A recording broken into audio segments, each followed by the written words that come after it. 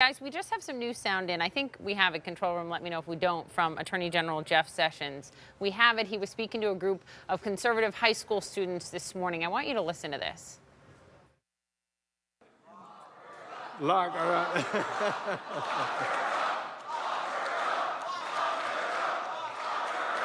Well, so.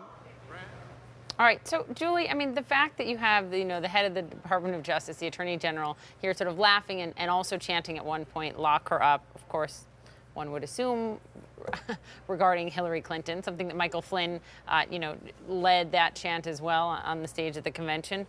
The significance of that. I mean, look, this is still top of mind for the president. We heard him bring up Hillary Clinton last week in Helsinki, standing next to President Putin.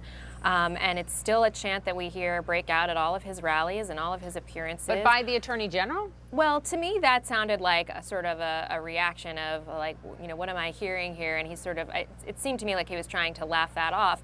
But certainly if you're in the administration now and you're Jeff Sessions, who's already on very thin ice with the president, you're going to embrace that sort of tack and that political point that, the president has never let go of. And it is very much something that animates his supporters. And if you're Jeff Sessions, you don't want to step on that thread. I mean, that's not a place you want to ever be, given how preoccupied this president continues to be with his former rival, who he is no longer facing in any sort of political race at the moment.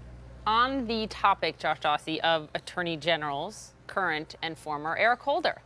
So Eric Holder doing the media rounds, and Holder goes on Colbert, and Stephen Colbert, I don't have the sound to play for you, unfortunately, but Holder goes on Colbert, and Colbert asks him if he's thinking about running for president, and he says, yeah, I'm thinking about it.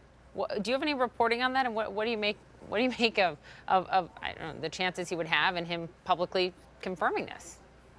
Well, I'm not sure what the chances he would have, but we've certainly seen people jump in, just to early machinations and moves if they're ready for 2020. It doesn't hurt to be talked about at this point. It doesn't hurt to have your foot in the ring. You're seeing people go to Iowa, call early donors, Massachusetts, for fundraisers in Nantucket and Cape Cod. You're seeing a lot of early action. If you're Eric Holder, it doesn't hurt to say, I'm considering it, I'm floating it, whether he actually runs or not. I mean, it's mid-2018, so we have a year and a half before there's even really any sort of palpable action where you have to do anything.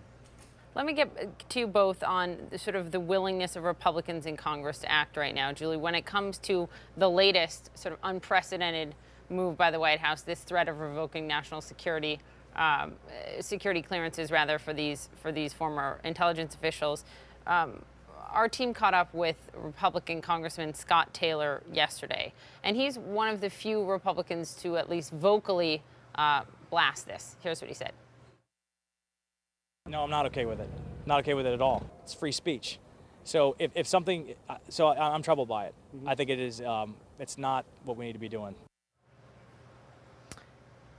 It's one thing to say it, right? And then it's another thing for Republicans in Congress to act, to do something about it. What's the appetite for that right now? Although the president has the power to do this unilaterally, but we've seen Congress make efforts to tie the president's hands and hold symbolic votes, for example.